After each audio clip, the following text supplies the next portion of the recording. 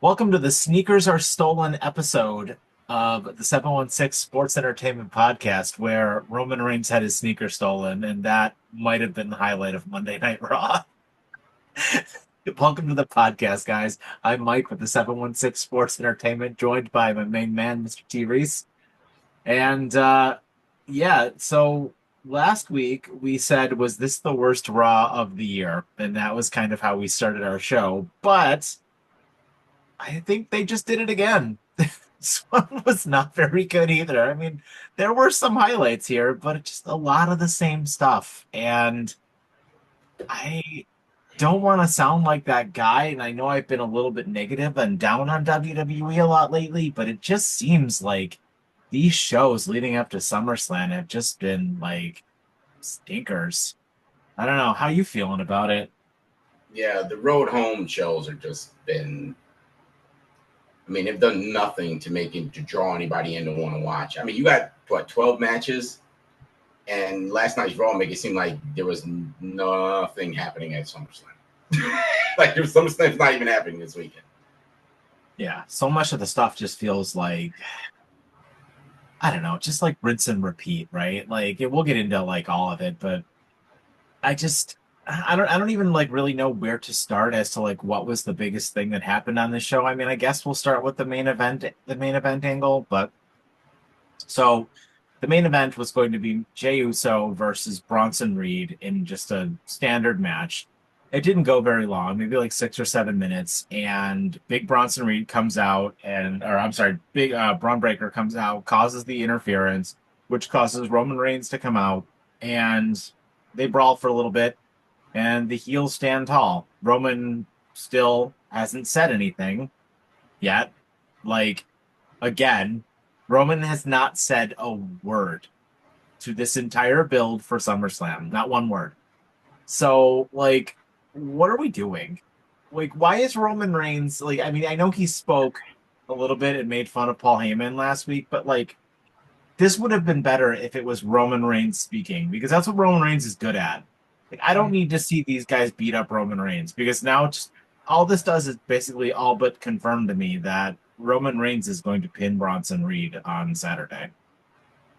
Well, I don't know if you know, but this match was supposed to be Friday, and they put it to Monday Night Raw.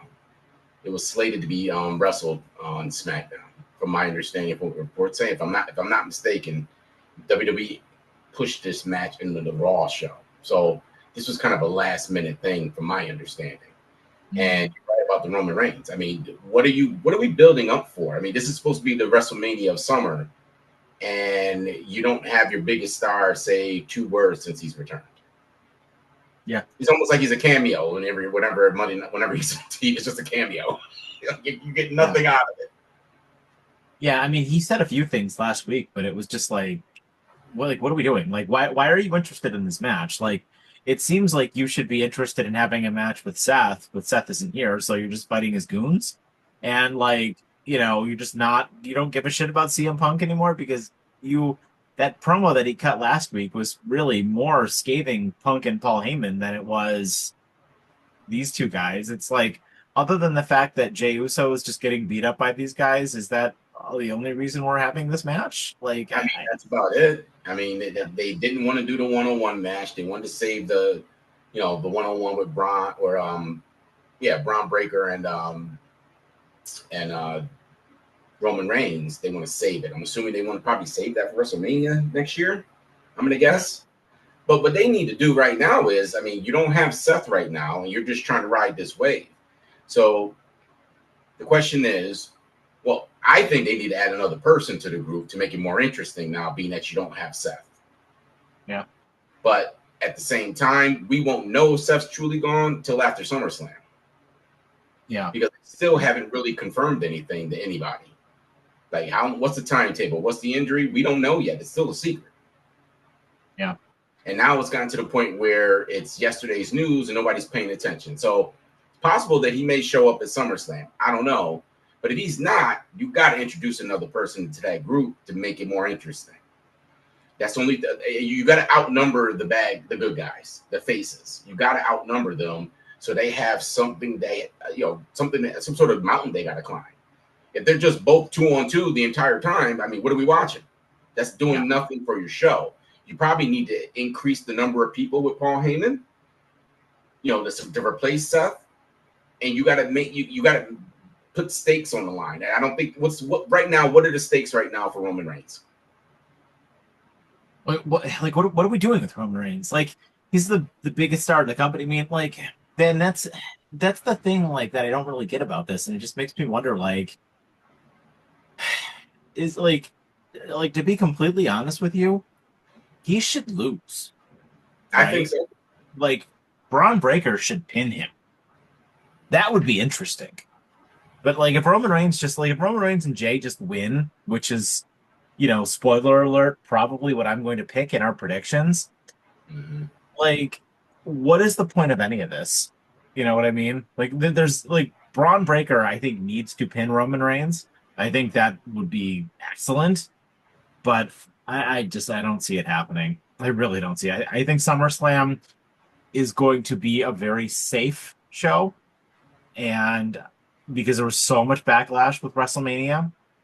And I mean, there were a couple of good matches on WrestleMania, but for the most part, the show was kind of a stinker.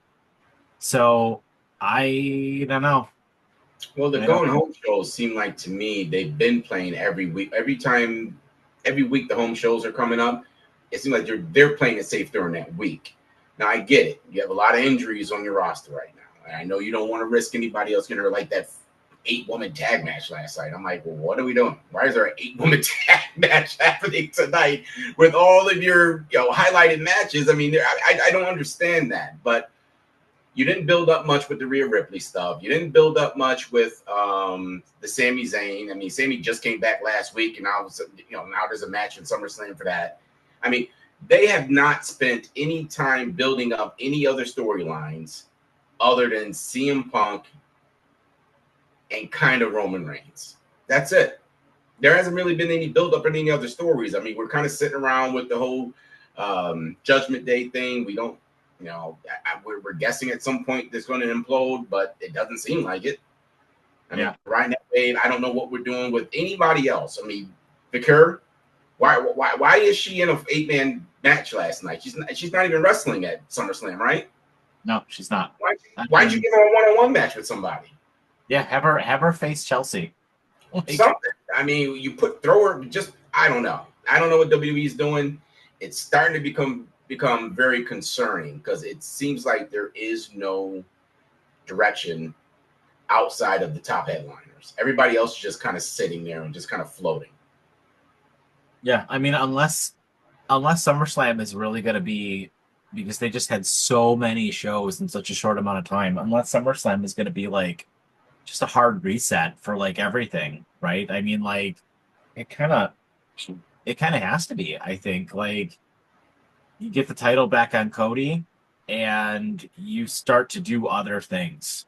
Like you're going to have to do other things, and I don't know where we're going with like a lot of this stuff, and it's very, very confusing to me. I am, like, to put a positive spin on it, I am looking forward to the show this weekend. I think there's going to be some good matches because how can there not be? The talent involved in some of these matches is awesome. I mean, from top to bottom, right? Like Roman Reigns and Braun Breaker. I mean, that's going to be a good match. I don't know what we're going to get out of CM Punk and Gunther, but I mean, Gunther's one of the best wrestlers in the world, and I've said it numerous times. Dude could wrestle a sack of potatoes to a 5-star match, so I'm sure that will be fine too. But I don't know. Well, I mean, like I said, I mean, right now we thought there was going to be some sort of reset after WrestleMania, and they're just on the same track. They've done nothing to change the path they've been on since WrestleMania. It's just watch and repeat, watch and repeat, watch and repeat. That's all they're doing. They're just repeating the same stuff over and over. I mean, even the Sami Zayn stuff. The underdog getting beat up by Karrion Kross, pulls the pipe out in the interview when they were talking. I don't know, dude. They're doing 2-week storylines. That's what they've been doing, literally. 2-week storylines. And I don't know what the short-term storylines are supposed to be. I don't know. I mean, Rusev, I mean, what are we doing with him? Are we just going to keep letting him wrestle Sheamus like he did when he previously was on the roster? It's like you're just doing the same thing with him again.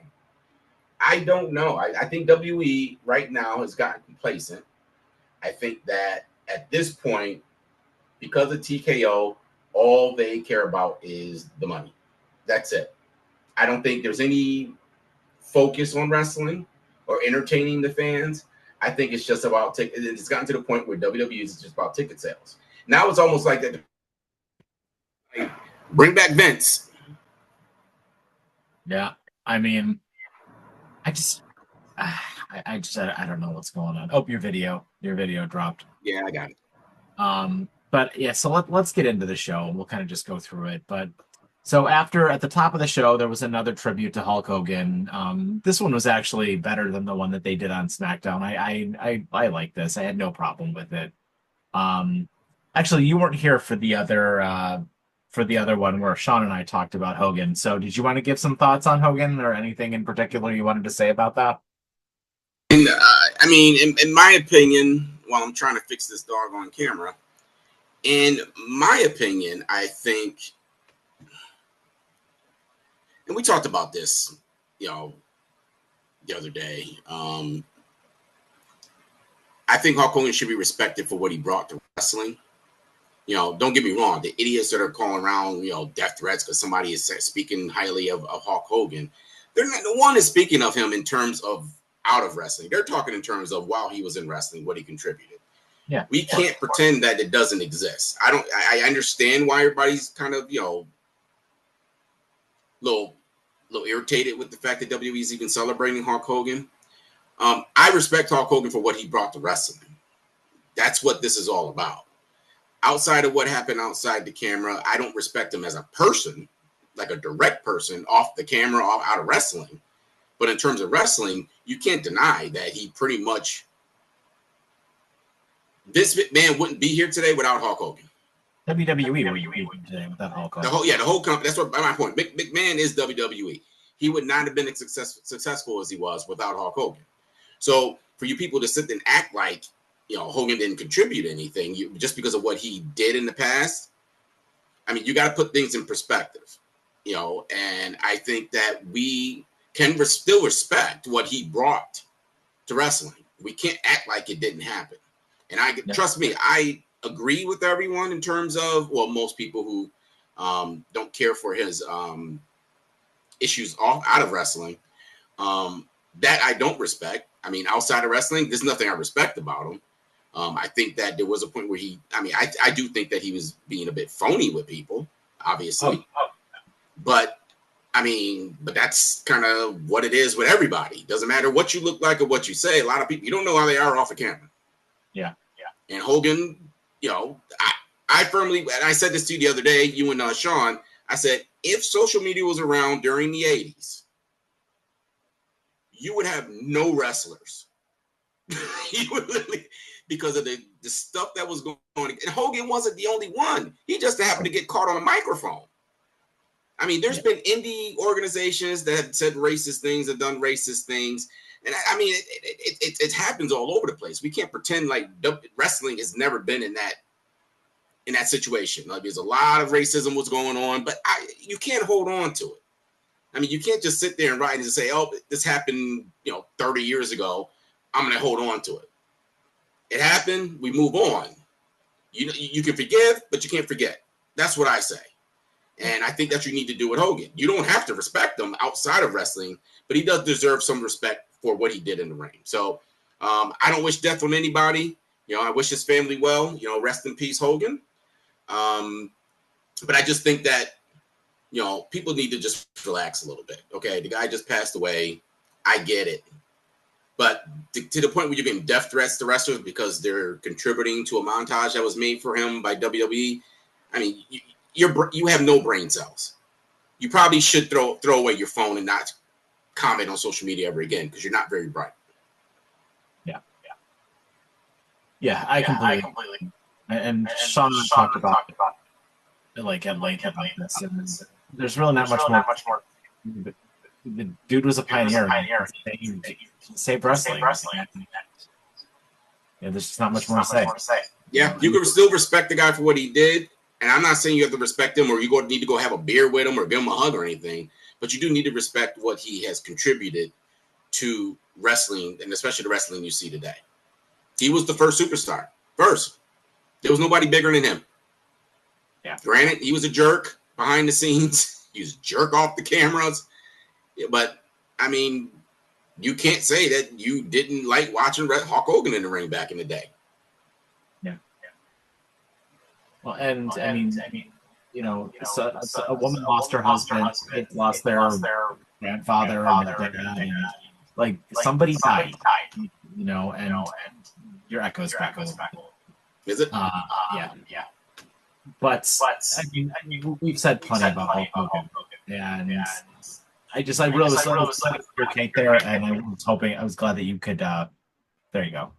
I was glad that you could, give your take on that. And you're absolutely right. Like the social media thing is just the word. These people who are on social media were just like giving Chelsea Green death threats and things like that because of stuff. Just like get a freaking life. I was going to say drop an F bomb there, but like get a life. Just, neck beards who are just want to, blah, blah, blah, blah, blah. I'm typing because I'm a tough guy because I'm typing on my computer. But you wouldn't do any of this in front of these people. Nope. It's easier to sit behind a microphone or behind your computer and not see that person eye to eye. And I feel bad for her because it's like, I'm just doing my job. I was asked to speak about him, and that's what I'm doing. I'm telling you how he feels. I'm going to tell you. He affected wrestling. He affected me in watching wrestling. He affected everybody.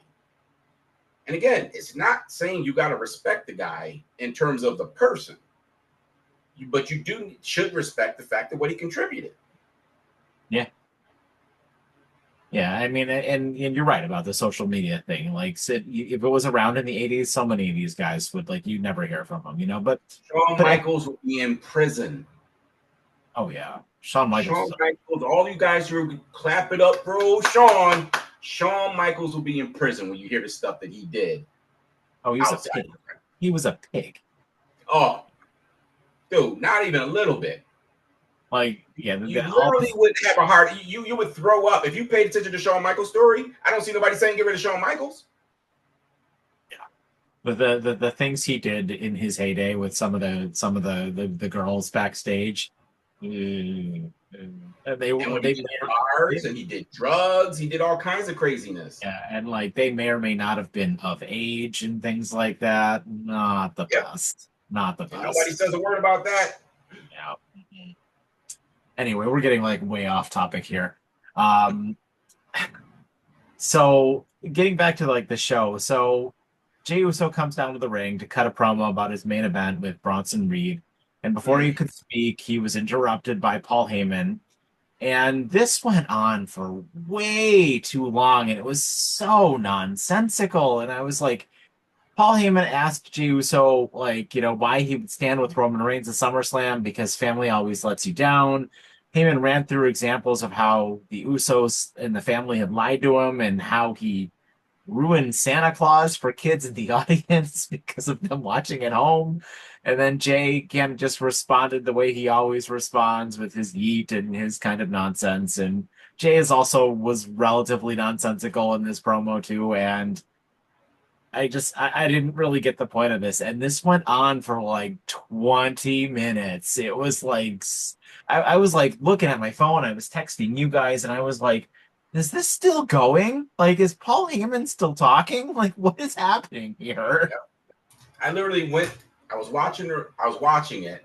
I even went downstairs thinking that it was going to be over. I just wanted to run downstairs and grab something, come back up. He was still talking. And I'm like, that was just a space eater. You ate up like 15, 20 minutes just from that. Like, WWE, what are we doing right now? What are we doing? I mean, you're not even entertaining anybody anymore. It's like they're just trying to skate by. And I'll be honest with you. I think a lot of this has to do with TKO and the fact that they've had some injuries and they just don't want to risk anybody being ring. But you know what? Just don't do high risky stuff in the ring on that week. But give us something to want to watch these matches. Like outside of the CM Punk match. Probably the Rhea Ripley match. Is anybody yelling for anything else? I think the women's tag is going to be great. Okay, we give it the women's tag match. I mean, that's 3 out of 12 matches. That rest of them, no. Do you really care about any of the other ones right now? I'm trying to think. Does it matter to you? Becky and Lyra will be good. Yeah, I mean, but that's not the first. I mean, No, it's not. You're right. It's not. It's not the first time. Yeah, Cody and Cena will not be good. No. Running the Jelly Roll match will not be good. Dominic and AJ will be all right. It won't be spectacular. I mean, but they let AJ squash him yesterday. Yeah, I mean the Jade match is gonna suck. Other than those that you want to like literally say, I'm gonna watch this. I mean, Rhea, Io, and Naomi will probably be very good. Mm-hmm. But yeah, I don't know. But so let's let into our first match, which in my opinion was actually probably the best thing on the show. AJ Styles, Kairi Sane, and Asuka defeated Dominic Mysterio, Raquel Rodriguez, and Roxanne Perez via pinfall.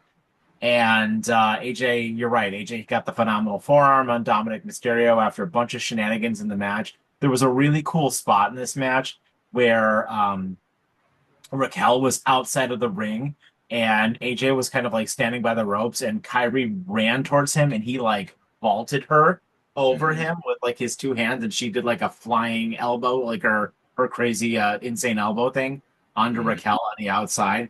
That was so cool. I was like, that was one of the coolest spots I've seen in a long time. And Kyrie's so small, like AJ just like got her up. But one of the things I wanted to ask you, because I had mentioned it in our group chat last night, AJ Styles looks like he's off the juice, doesn't he? Remember when he came back and he was like real big? He was like real big, and now he's not that big anymore. Didn't he have an injury recently? He just came back not too long ago, right? Yeah, he like he came back and then like he immediately like broke his ankle or did something to his ankle and he was out for a while. But then when he came back from that ankle injury, he was huge. Yeah. And now like he doesn't look so big anymore. Yeah, I mean, he could be. I mean, he very well could be doing the old, sucking down the old juice. I don't know, but I mean, it's possible his body shape has changed. Yeah, quite a bit. I was going to say that maybe it's more or less because due to injuries, he's not working out as much as he was. Yeah. I mean, don't forget now they haven't really let him wrestle till last night. Yeah, that's true. I mean, he's been doing mostly backstage work, and I mean, and this was fine, and like I'm now. I don't know. I'm now kind of convinced that Dominic's probably going to retain, but I mean, this will still be fun. And like this, you know what, AJ and Dom has been a fun story, and I'm very curious to see where it goes. There's obviously going to be shenanigans, and it makes me wonder like what's going to happen with Finn Balor, you know, during this when we get to SummerSlam. Like, will this finally be the time that Finn like is like, okay, I'm done with the Judgment Day? So yeah, I don't know. Yeah, it's interesting to see what they. I want to go back to. I didn't get a chance to say something about Jey Uso and his. Oh yeah, sorry. Go ahead. On the microphone. All right, stop. Jay, stop. That's what I want to say. I don't even know what he's saying half the time. He's so busy trying to yell all the time that he doesn't get a message out. Like what? I mean, somebody directing him and like, yo, Jay, take a breath, say your piece. I mean, it's almost like he doesn't know how to talk. I mean, the guy when he talks, he's like he's out of breath. I'm like, what are we doing? And he's become. I'm going to be honest with you. I was cheering him on. I was like, oh, this is the best we've seen Jay. But WWE is not letting him evolve. Now it's gotten to the point where he's becoming annoying. Because I can't. The yeeting is now become to a point where it's like a sideshow now. Like you're just yeeting to yeet. You're not even doing it for any reason. I mean, most wrestlers have a reason why you do what you do. You know, you have people yelling out your music and stuff, but you don't see Seth Rollins rehashing his music over and over again when he comes out. CM Punk doesn't rehash his music, even though it keeps playing, but they don't stop it, start it all over again because he doesn't know what to say on the microphone. That's literally what they did. He said like 5 sentences, and then he replayed his music again. I'm like, what? Why did we even do it? Why did we even bother doing it? Oh, anyway, I digress. Yeah. Then we had a backstage segment from earlier in the day with Grayson Waller and the New Day and Sheamus. And Grayson Waller is new and improved, I guess, and he was trying to be buddy buddy with the New Day. This was from last week as well, but then the New Day kind of like disappeared when Sheamus called him out for a match, on the show, and so it led to Sheamus versus Grayson Waller. This was kind of it was okay. I mean, Grayson Waller, I know you like Grayson Waller, and he looked good. This didn't really do much. Like it was fine. Sheamus obviously got the win with the brogue kick. But like right at the closing sequence of the match, Rusev attempted to, interfere. Sheamus got the win, and then Rusev put him in the accolade and just held it until officials had to come down and break it up. But to your point earlier, like, what are we doing here? No, again, WWE is re-signing people with no plan for them. I don't know if they're just trying to, and I do think they're just doing it to keep people from going to AEW, which is bad business in my opinion. If you're just signing people just so they don't go somewhere else, but if you have no plan with them, I mean, what are we supposed to do as fans? And this Rusev, the way they're handling him right now is how they handled him the first time. He was just the same journey. Get in the ring, put somebody in outlet, and just do it over. They show him scream, and the mic and the side of the camera. It's the same stuff. They've done nothing with any of these people they've brought back to the show too. So I don't even know what the purpose of them are. You knew soon as this match, as soon as Grayson Waller challenged Sheamus, you're like, Rusev's going to interfere. Yeah, I mean, like we already knew what was going to happen, and I didn't understand why Grayson Waller walked up to Sheamus of all people. That didn't make any sense. yeah. And what are we doing with New Day? I mean, they're dressed like they're backup singers for Prince now. I don't know. What are we doing with these guys? I mean, they're running around acting weird, and they're teaming up with Grayson Waller. Waller's break. I don't know. That was just another match that was thrown on the card. Eat up time. They didn't want to have Sheamus fight Rusev again for 3 weeks, three weeks in a row. I get it, but I don't understand what we're doing with any of these wrestlers. Grayson Waller hasn't wrestled in how long? I don't even remember. Last time you seen him wrestle?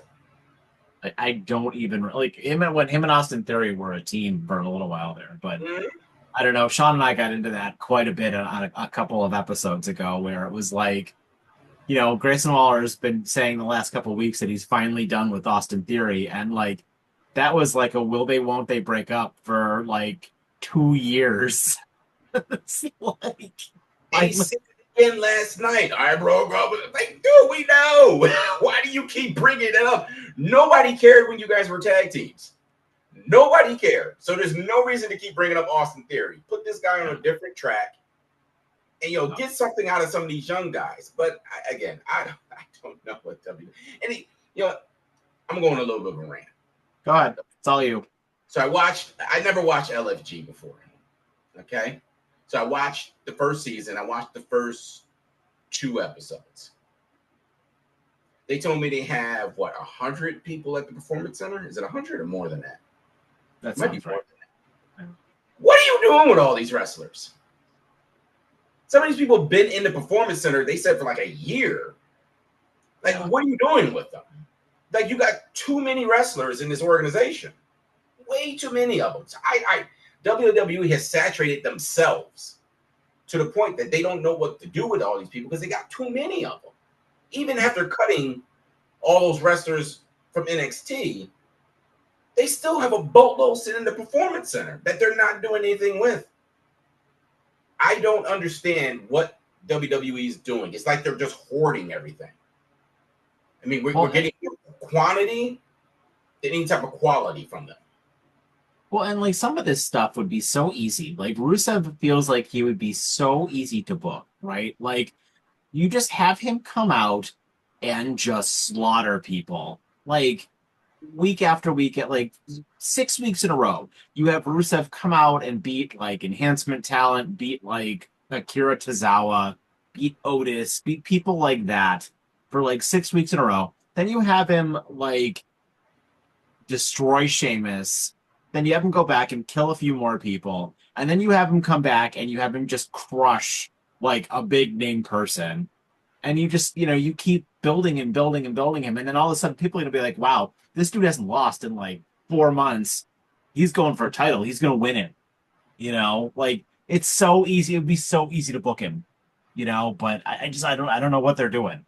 WWE, like I know this was a thing under Vince, but this 50-50 booking crap is so ridiculous. Like Sheamus does not need this at all. Sheamus does not need, like, Sheamus loses nothing by getting squashed by Rusev. Nothing. Like, Sheamus is going to be in the Hall of Fame someday. He's great. Multi-time world champion. But, like, what are we doing? Like, why are we having Sheamus go 50-50 with Rusev? I don't get it. Yeah, me either. I'm totally confused. I just bad booking as usual, signing people without plans. I mean, we've just been repeating this. I don't know. They're not even listed for a match at SummerSlam, right? Nope. What are we doing with them then? Team them back up again. Make them a tag team, if you ask me. Yeah. I mean, you could have easily done that instead of doing these one-on-one matches we've seen over the years a million times between these two. You just rehashed an old storyline again. It's all they're doing. And like I said, WWE has no idea what they're doing right now. That's I'm gonna stand on that. Yeah, there's just way too many people that they don't have a plan for. Yeah, this match didn't matter. Yeah. So Lyra Valkyria came down for a promo, but Becky Lynch's music hit during the promo. And then when she didn't come down the entrance ramp, Lyra spun around and caught Becky trying to sneak up and hit her with a kendo stick. Lyra dropkicked Becky Lynch several times with the kendo stick before Becky escaped from the ring.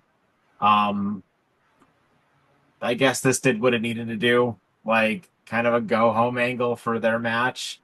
I frankly think this honestly would have been better if it wasn't in the ring because Lyra felt a little awkward in the ring while she was speaking a little bit, Yep. which is a shame because Lyra's been pretty good lately, and she definitely felt a little off here. And I was kind of like, this was another segment where I was just kind of like, this might have been better if this was a backstage segment. Yeah, when she was talking, I'm sitting there like, okay, this is a script for sure. And she forgot the script in the middle of it. Yeah. So they're doing a disservice to her because she did really well, speaking with Bailey and speaking with Becky on her own accord. And then last night, this is the problem you have with young wrestlers now, is that when you're making young wrestlers wrestle the same person over and over again and not expanding them or doing anything new with them, they run out of things to say. Yeah. They run out of things to say. Think about it. She didn't even know what to say on the microphone yesterday. Is there anything she said in that whole rant or that promo that you remember? No, and then that's exactly why this should have been like a scripted backstage segment that they could reshoot a couple of times if they needed to, right? Because like you have them do a sit down interview or something like that. I mean, anything different than this, and I don't know. This did nothing for me. This did not elevate their match come whenever their match. I think their match is on Sunday. And I don't know, I'm still very interested in this match, but I'm just this segment did nothing for me. No, and then she looked like a rookie again. Is what Yeah. it seemed. She got the words and what to say. That's how I know they changed it up on her this week and gave her something scripted to say. But unfortunately, when you do this to young wrestlers who are up and coming, first you push them too fast, and then you push them in the same repeated storylines. They don't know how to handle that. So now it becomes, now you have to hold them by the hand again. But she's been used to speaking off the cuff lately, that as soon as they had to tell her what to say, she fumbled it.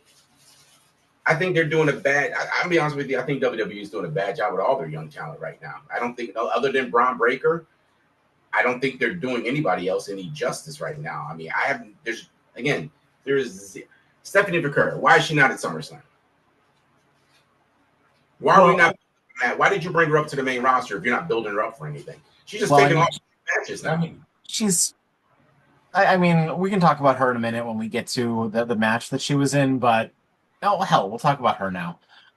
I think she's gonna be the champion, like real Eventually. soon. I Mhm. do. I think she's gonna win at the Paris show. I think she's gonna beat Naomi. I really do. I, I, Yeah, I'm I'm convinced Naomi's gonna retain this weekend, mhm. but I think Stephanie's gonna beat her. I really do. Every report that I've heard and read about Stephanie is that there's a rocket ship attached to her right now, and like they're gonna do, they've got big things planned for her. Well, again, I think they're going to rush it. Yeah, probably. I think they're going to rush. I think you need to let Naomi. You need a heel to hold some of these titles, man. And they keep that. Let them hold the title. The whole point of it. I remember watching the Honky Talk, man. And he was so annoying because he would win all the time. Had the Intercontinental belt and would just win all. It was so annoying. But when he finally lost, it was the biggest thing on TV. The biggest thing in wrestling when he finally lost. I think you need to let Naomi hold on to this for a little while. Let her be this heel, this dirty player who holds a grudge against everybody on the roster and everybody in wrestling. Because once you take the belt off of her, that persona doesn't matter anymore, right? So, because I mean, chances are she's not going to get back into a title shot with all the women they got up there right now. She'll be put right back to the bottom of the list. I'd write her out for a little bit. Maybe build up a story with her and Vicar later on. Later on. I'm not talking like soon. You need to let Stephanie wrestle some of the bigger names, or some storylines to get her feet wet. But this is what happens when you rush people. Look at Lyra. That's what I just said. You rushed her into this. Now she's kind of stagnant because you're not giving her nothing new to do. And I don't Yeah. want them to do the same thing with Vicar, because you got to give these people. And she doesn't talk a lot on the microphone, which will make it even more difficult if you don't get her lined up with some stuff right now, because now it's at the point where she's just doing, hey, we need somebody to fill in on this match. That's what you're doing with her right now. Yeah. I'm confused. I'm totally confused. Before her match, Bailey was interviewed backstage, and she expressed frustration at losing her IC qualifier match and the women's tag title match, and how she missed WrestleMania and is now missing SummerSlam. And she said that for the first time in her career, she's at a loss for words. Um, I know Bailey kind of flip flops a little bit, but Bailey's going to help Becky retain, isn't she? Yep. Yep. You can see it a mile away. You can see Bailey's it. going to help Becky retain, I Yeah. think. That's given. It's given. I mean, they I don't know what would be the point of letting Becky hold that belt for a couple of months only anyway. I mean, she's one of your biggest women's stars. I mean, if you're gonna give her the belt, give her the belt. Let her ride it like the honky tonk man for like 6-7 months. But you got to. But again, you got to do something with this young talent. And I think I don't even know why they're not lining up some of this young talent against each other. Like, you can build storylines off some of these people from NXT and do something with them. But I think that they're allowing a lot. They're wasting a lot of time and talent right now, in my opinion. Yeah. Then we had Io Sky, Nikki Bella, your girl, Rhea Ripley, and Stephanie Bakir defeat Naomi, Alba Fire, and the Secret Hermits after Stephanie Bakir hit the SBV on Chelsea Green. And this was fine. This went for like 10-15 minutes. The winning team celebrated after their victory, but Ripley and Sky, they did obviously still exchange words, saying that while they're friends, they're still going to obviously go at each other at SummerSlam. Um, what are we doing, Nikki Bella? She's in Like, like the wheel on a date. why Like in there. why is she on TV? And like, if you're gonna use her, like, shouldn't she be on SummerSlam? Like, isn't that what are you doing just having her have random matches on TV and not have her on pay-per-views? Like, didn't you bring her back to be in in a pay-per-view scene and have her like put some people over? Like what are we doing here? Why was she in this match? I told you. And there was no point in bringing her back. Again, this is WWE again. There's no reason for it. I mean, I understand it's Nikki Bella, whatever, blah, blah, blah. It's a Hall of Famer. You don't have to re-sign every Hall of Famer that wants to come back. You don't have to do that. And for some reason, WWE feels like they need to do it. And that match last night, She was non-existent. She didn't do much. Didn't do anything. And matter of fact, when there was an awkward spot, I don't know if you noticed this. If you ever get a chance, go back and watch. When they're walking down the ramp, all right, Nikki Bella is walking next to Rhea. And it's almost like she's looking at Rhea. Looking at Rhea like she's the tribal chief. Like, if you watch her, she'd let her go first. She'd stand behind. I'm like, I mean, this Nikki, she's a Hall of Famer, and we're acting like she doesn't exist. If you're gonna bring her back and do something with her. In that match, I don't. What did she do in that match? Do you know? Did she do anything in that match? Very little. I mean, I think I agree with you 100%. And frankly, I think she's coming back like to babyface. I think she should be a heel. Like, I think because she was. Remember when she came back and she feuded with Ronda Rousey, and she was a heel there. She was interesting, at least then. I mean, Ronda Rousey. She tried her best to make Ronda Rousey interesting, but I mean, I would love it. You know, if you want to use her as a heel, if you're looking for this would be perfect. If you're looking for something to do with, and you know what, I'm gonna have a bold prediction here. Nikki Bella should turn heel and maybe will turn heel, and that's going to be one of your big matches in your Australia show versus Rhea Ripley. I like it if it happens. You need something to do with Rhea Ripley, right? You can't just have her be in the title picture forever, and you need to have her feud with other people. Nikki Bella would be a perfect person to have Rhea Ripley feud with for a pay-per-view or two. I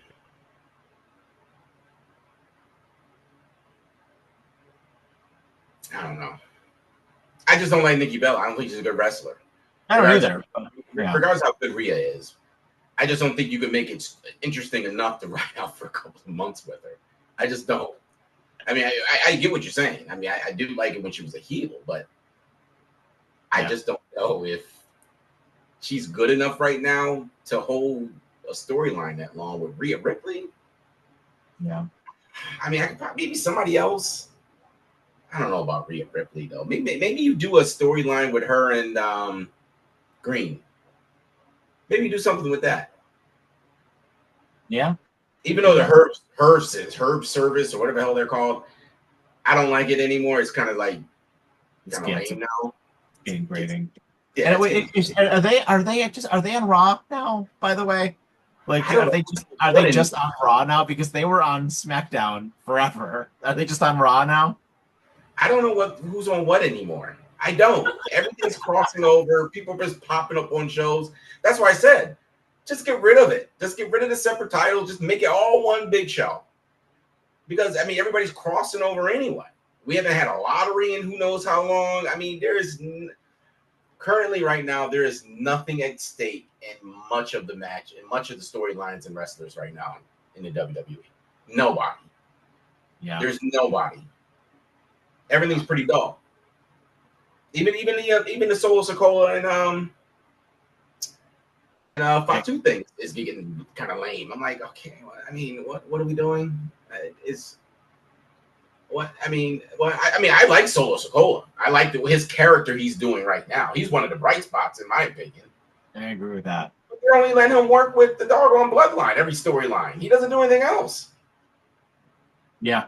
He should be. I thought it was super interesting when he came out and he got in the face of Seth's group. I thought that was super interesting. I would like that a lot. If when Seth comes back, if they get another person and they feud with the bloodline for a while, that would be a lot of fun. Do it. That would be a lot like, say, Ethan Page comes up or Ricky Starks comes up and joins Seth Rollins' group. And then you have them feud, like you have them face the Tongans and the Law Firm and Solo Sikoa. Like, I think that would be a lot of fun. I agree. I mean, listen, you're on point with that. That's excellent booking. But they gave us a teaser of that and they never came back to it. Yeah. They just let it go. I'm like, dude, you guys have money sitting there waiting. And you guys are just letting it go. All of it. All of it. And again, Solo right now with the character that he's playing right now is just great. I mean, I love his facial expressions. I love how he carries. When he was getting arrested the other week, I almost fell off the chair with his expression. It's like, oh, I was cracking up. I was dying. And not to mention, the only downside is they didn't bring up the fact that he got arrested last week and why is he out of jail right now? Yeah. Right? They even bring it up, right? They pretend like he didn't even get arrested. That was pretty funny. Yeah, but I love him right now. So he's another person that they're not capitalizing on. And I think that you need to do something with him. His whole persona right now of being this heel, but he's kind of like, a little quirky with it. And he just he's probably the best Uso on the mic. Yeah, right now he's the best Uso on the mic. Hey, and he's the little brother. Yeah. Hey, Jimmy, take some lessons from the young guy, from your little brother. Learn how to use the microphone and use character personality. His facial expressions are just top notch. Top notch. That's great. So we had the World Tag Team Championships on the line as Finn Balor and JD McDonough defended against the LWOs, Joaquin Wilde and Cruz del Toro. And the heels did pick up the win after Balor hit Wilde with the coup de grace, as not one, but two El Grande Americanos interfered in this match. First, a German variety El Grande Americano, and then perhaps a British El Grande Americano came out as the second El Grande Americano to cost the LWO the match after the first one was chased off by Dragon Lee. So where are we going with this now that there are like maybe 3 versions of this character?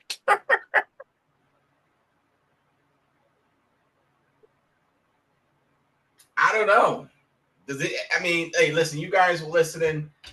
Write in the chat what you think they're doing with this thing. Because I have no.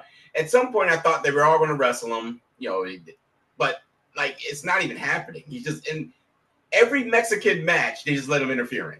Yep. That's it. Yep. And I think last night,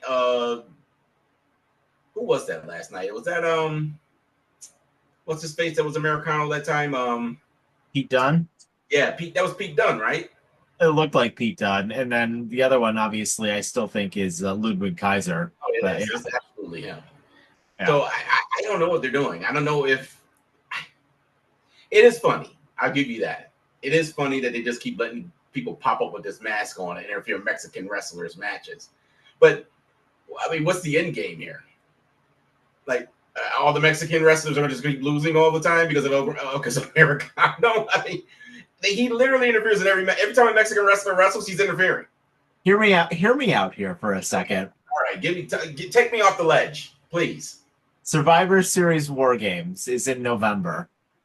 Mm-hmm. You are going to have 5 El Grande Americanos versus every single luchador in the WWE. Penta, Rey Fenix, Rey Mysterio, Dragon Lee, somebody from the LWO versus 5 El Grande Americanos.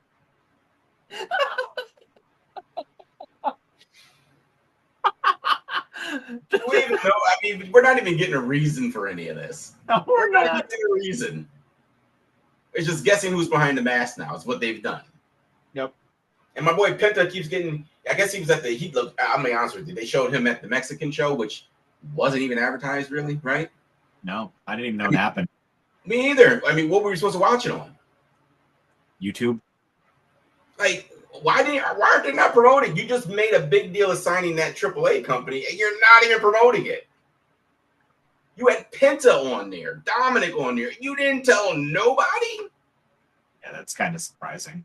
And Penta looked awesome from everything I saw. Dude, man, I'm like, dude, why is he doing it there? Why is he not on the main roster doing this? Why?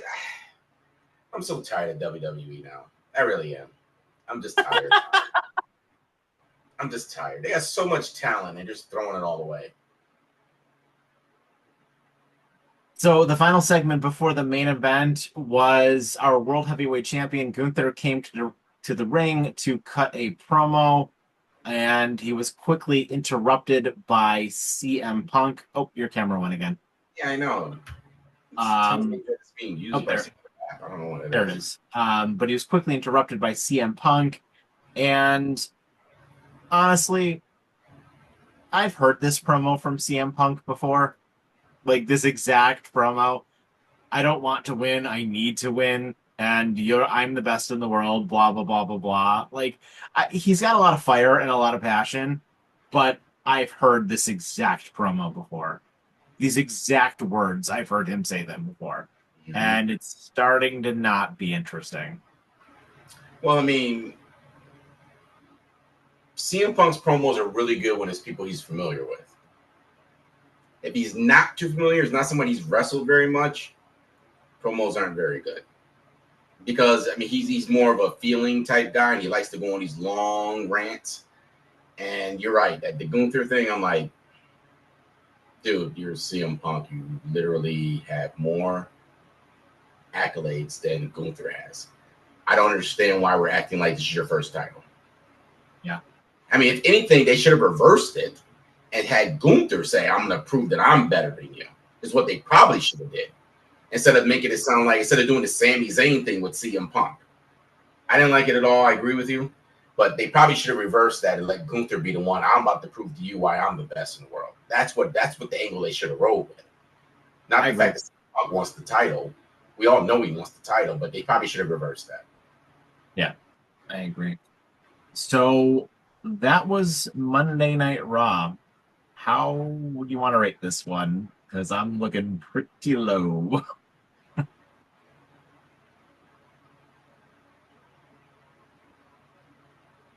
2, two and a Yeah. half. There was nothing. There was nothing that reminded you SummerSlam was going on this weekend. Nothing in that show. Think about that. There was nothing that reminded you about how SummerSlam is running 2 nights. By the way, and we're acting like they're having some minor house show this Saturday. That's what it seems like, right? They're running a house show because they're not promoting anything from this. I don't know what's going on. This is, I mean, I've never seen WWE not promote their pay-per-view, especially the big ones. And they're not doing a very good job of promoting this. And this is the part where you kind of say, maybe Vince was right.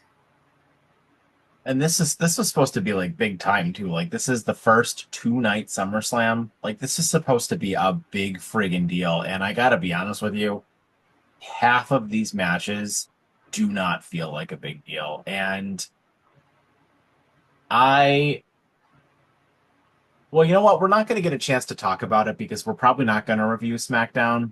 We'll talk about what happens after the fact. So let's spend a minute talking about the main event.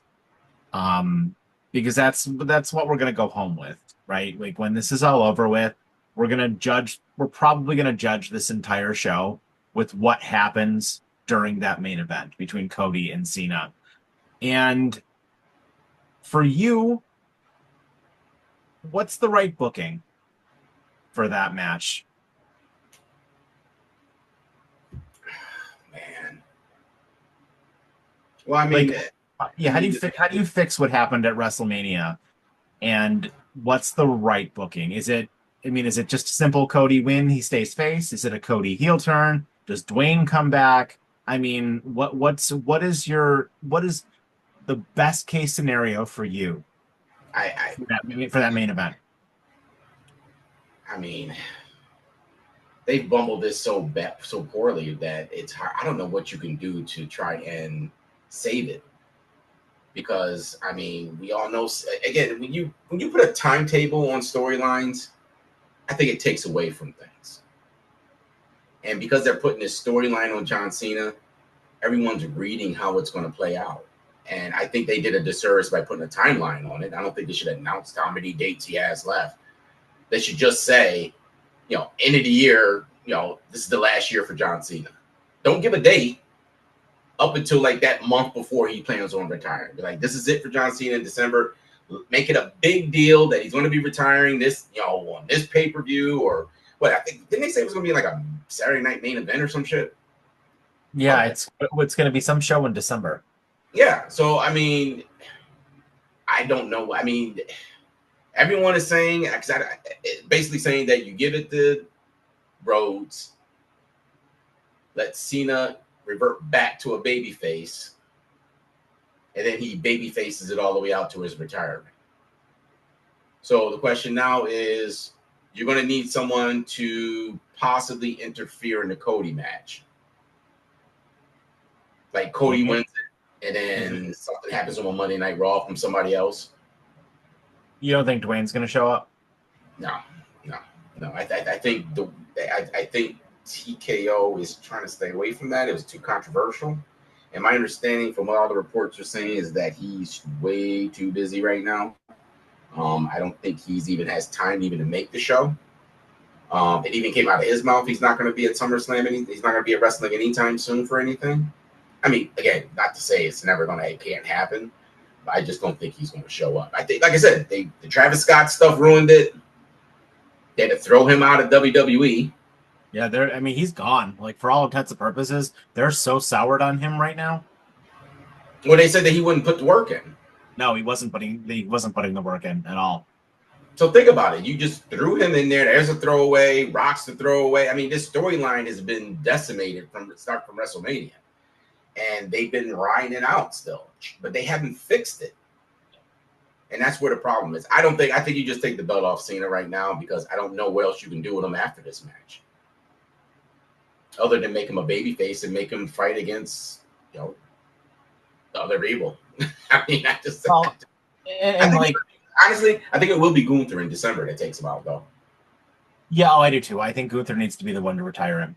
Mm-hmm. But with that being said, though, like, and this is why I kind of think Cody has to win. Because if not now, who else? I mean, you had him. He beat Randy already. He beat Punk. Who else? Who else on that? Unless you're gonna do something crazy and have it be like friggin' Braun Breaker or something. I mean, which I doubt. I don't think Braun Breaker is ready for that yet.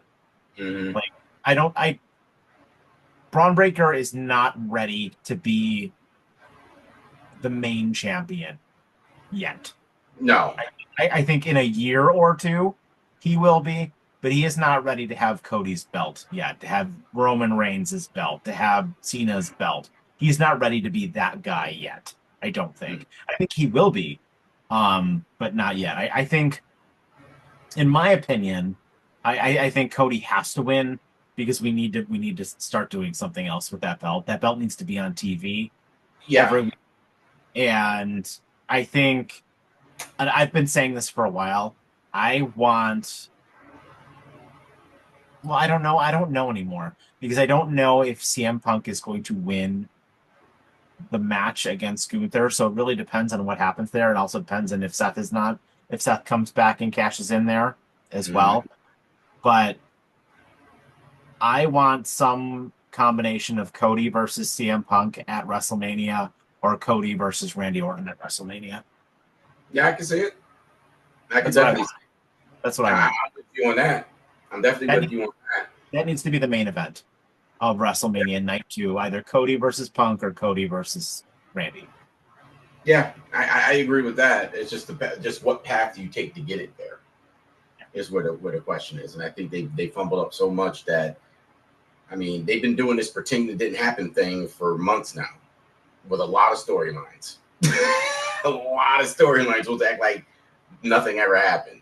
I mean, you can go down the list. You can go down with the Cena thing. You can go down with the Roxanne Perez and Julia thing.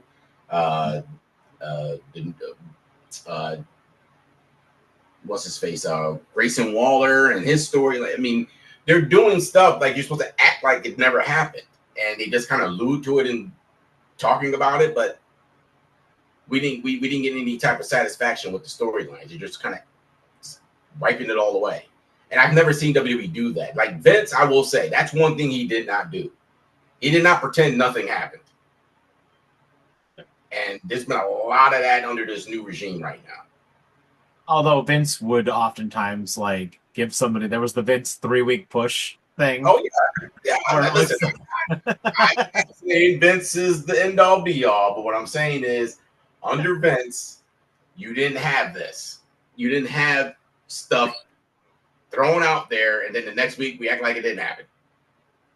Yeah, I mean Vince's main events did feel like a big deal, and like I really love Cody, I really do, but I'm pretty soured on him right now, to be honest with you. And it's I don't blame him, I blame the booking. Yeah, I'm not that interested in Cody. Like I enjoyed his title reign very much up until John Cena got involved in it. I yeah, think that that was such a mistake to that whole situation. Like it should have been just a face versus face match. yeah.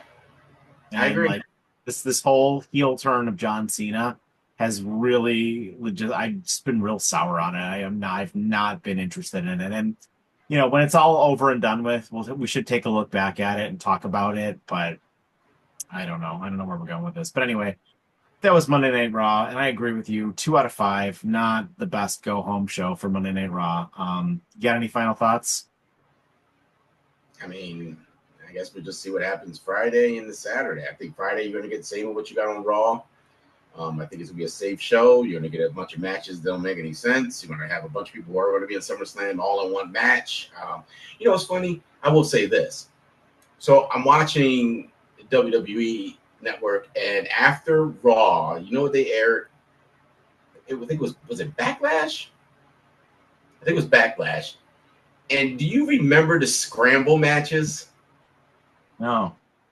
Okay, so I completely forgot they used to do that. They did this.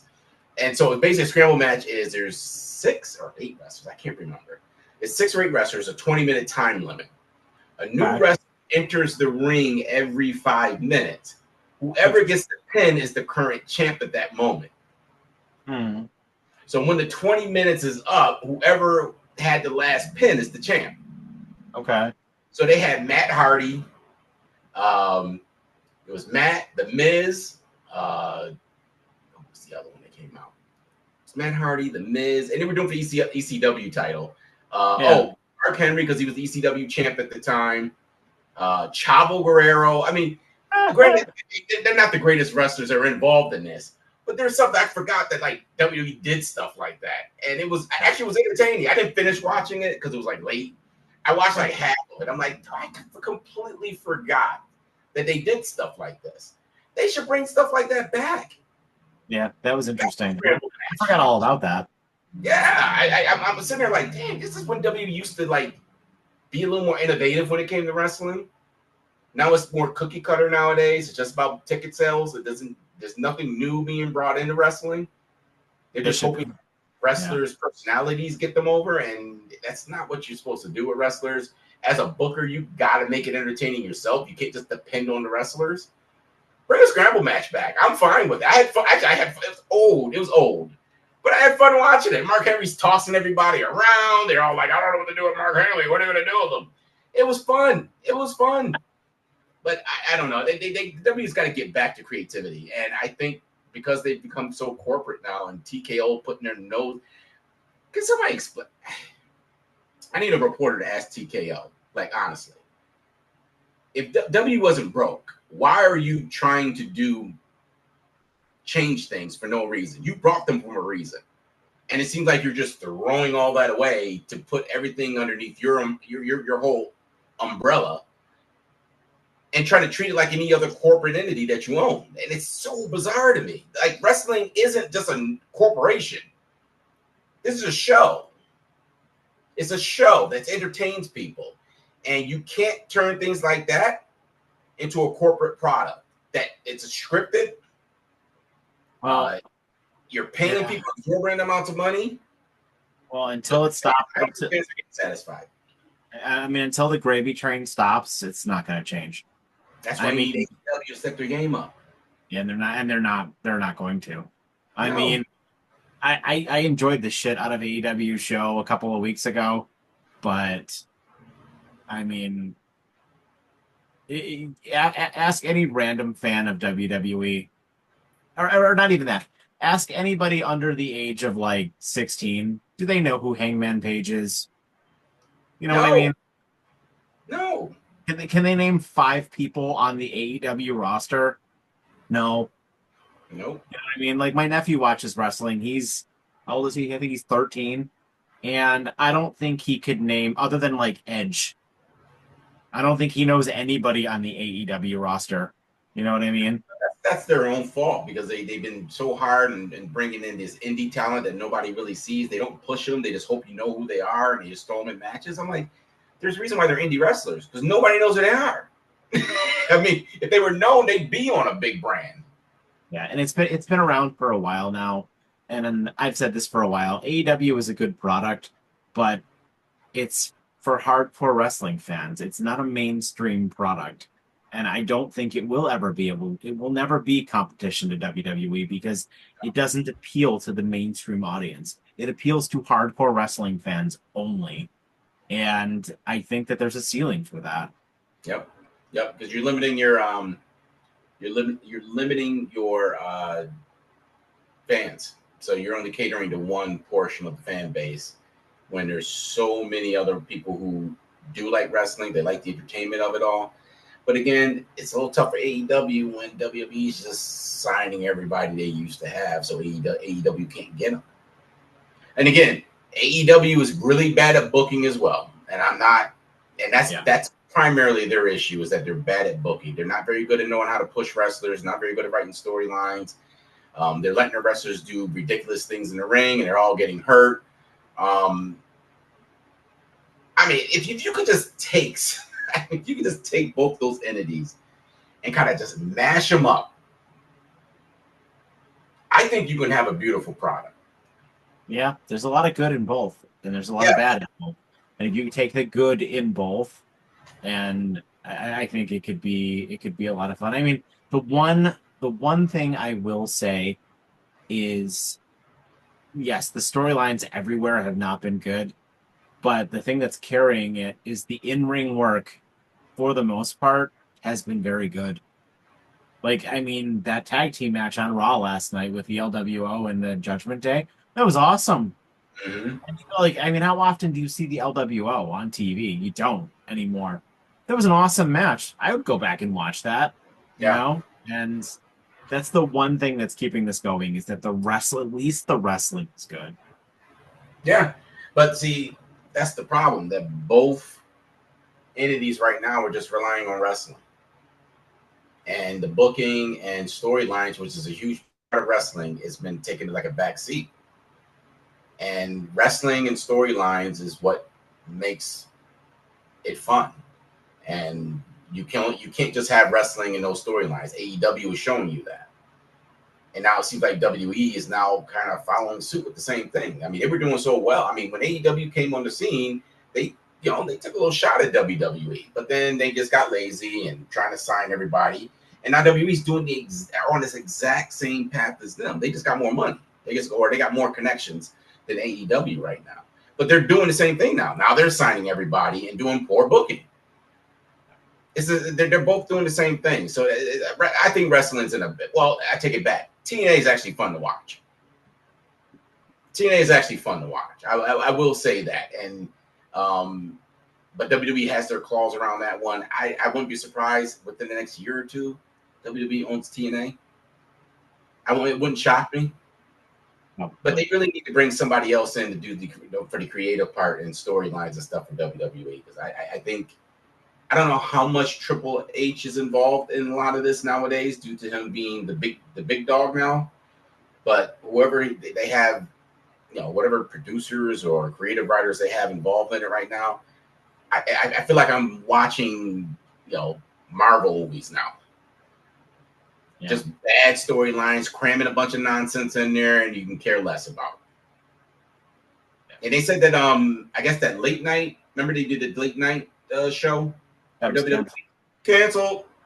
Nobody cares. Even Cody was was there, and I guess it was supposed to be booked for 1,000 people only, and they was seated for 1,000, and they only booked for 600 seats. That's WWE. Can't fill 1,000 seats for a late night show because nobody cares. Yeah, Cody Rhodes was there, and nobody cared. Nobody wanted to see it. Well, the last one got a lot of bad press too, but Nobody cares. And I think they're oversaturating the market right now. They're doing too much, and now they're about to bring that reality show in to show you the back scenes. Why? I mean, you're doing too much content now. I mean, that's TKO's thing is like UFC every weekend. There's UFCs, and they're treating their WWE the same way. Like they're just saturating it, and it gets to the point where you just kind of get bored with it. I mean, I'll be honest with you. It's at the point right now.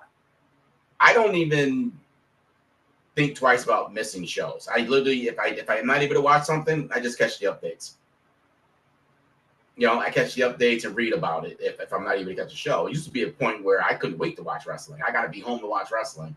And I was like I said, middle of the show yesterday, I got up and went downstairs to go find somebody for talking, came back up. Guess what? Same crap was on the screen. Yeah.